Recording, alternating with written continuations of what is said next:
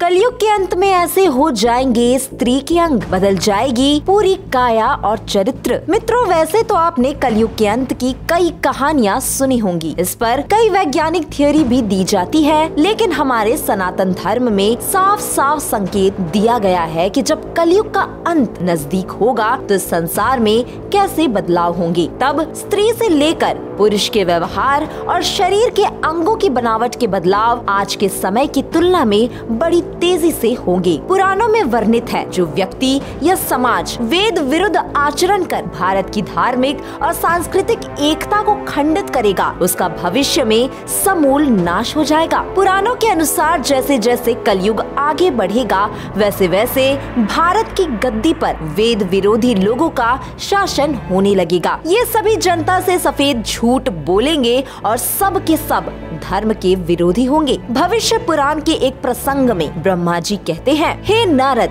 भयानक कलयुग के आने पर मनुष्य का आचरण दुष्ट हो जाएगा और योगी भी दुष्ट स्वभाव के होंगे। एक दूसरे के प्रति बैर होगा, विशेषकर राजाओं के चरित्र का पतन हो जाएगा। हर जगह कष्ट बढ़ जाएंगे, संत जन दुखी होंगे और अपने धर्म को छोड़कर दूसरे धर्म में पनाह लेंगे। देवताओं का देवत्व नष्ट हो जाएगा और उनका आशीर्वाद किसी काम का नहीं रहेगा। तब शिष्य गुरु के अधीन नहीं रहेंगे, पुत्र अपने धर्म का पालन नहीं करेंगे। चाहे कोई किसी भी कुल में पैदा हुआ हो, जो सबसे बलवान होगा वही सबका मालिक बन बैठेगा। सभी वर्णों के लोग अपनी कन्या बेचकर निर्वाह करेंगे। ऐसा भी कहा गया है कि कलयुग का अंत एक महिला के कारण ही होगा। कलयुग में स्त्रियों को अपने केशों पर बड़ा घमंड होगा, जिन बालों को स्त्री का श्रृंगार कहा जाता है। कलयुग में सभी महिलाएं अपने बाल कटवाना शुरू कर देंगी। लोग अपने बालों को रंगना शुरू कर देंगे, फिर वो महिला हो या पुरुष, सभी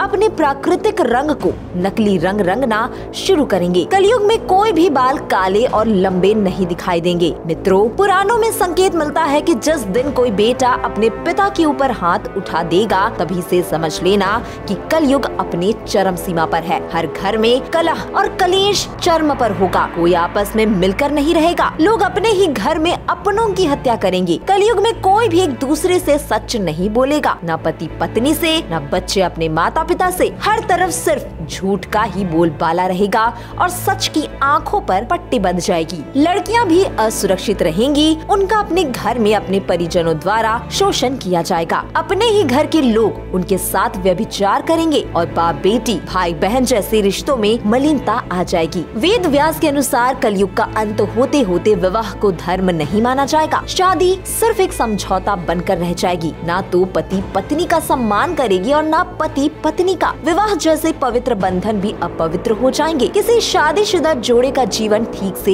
नहीं चल पाएगा। स्त्रियां गरीब पति को त्याग देंगी। उस समय धनवान पुरुष ही स्त्रियों का स्वामी होगा। जो अधिक देगा वही स्त्रियों का स्वामी होगा। धन की प्रभुता के कारण ही लोग एक दूसरे से संबंध रखेंगे। कलयुग की स्त्रियां लोभी, नाटी, अधिक खाने वाली और मंद भाग्य वाली होंगी, जो गुरुजनों और पति की आज्ञा का पालन नहीं करेंगी। वे सिर्फ अपना ही पेट पालेंगी और क्रोध से भरी रहेंगी। देह शुद्धि की ओर ध्यान नहीं देंगी और असत्य तथा कटु वचन ही बोलेंगी। इतना ही नहीं, वे दुराचारी पुरुषों से मिलने की अभिलाषा करेंगी और दुराचारों में लिप्त रहेंगी। मित्रों, पुराणों के अनुसार जिस तरह सतयुग में लोगों की उम्र लंबी होने के बाद मृत्यु होती है, अब घोर कलयुग में ऐसा बहुत ही कम देखने को मिलेगा। कलयुग का अंत आते आते सिर्फ 20 से 30 साल की उम्र के अंदर ही लोगों को अपना मृत्यु शिकार बना लेगी। बेईमानी का बोलबाला होगा। लोग एक दूसरे को ठग कर पैसा कमाएंगे। पैसों के लिए इंसान दूसरे इंसान की बेरहमी के साथ हत्या करेगा, दूसरों का अधिकार छीनेगा। कलयुग के अंत में कोई कानून नहीं होगा, ना कोई व्यवस्था। कोई किसी से नहीं डरेगा। सब अपने मन के मुताबिक चलेंगे और दुराचार बढ़ेगा। संसार में चारों ओर अकाल और भुखमरी फैलने लगेगी। लोग प्यास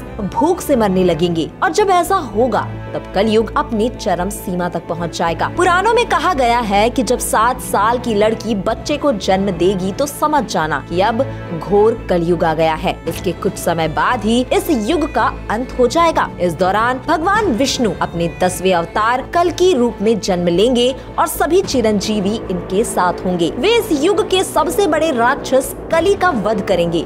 और पाप से भरी इस पूरी सृष्टि को नष्ट कर देंगे। इसके बाद जीवन का चक्र एक बार फिर से शुरू होगा, फिर सत्य की स्थापना होगी और सतयुग प्रारंभ होगा। मित्रों, इस वीडियो में इतना ही। आपको ये वीडियो कैसी लगी और आप इसके बारे में क्या राय रखते हैं, कमेंट करके जरूर बताएं।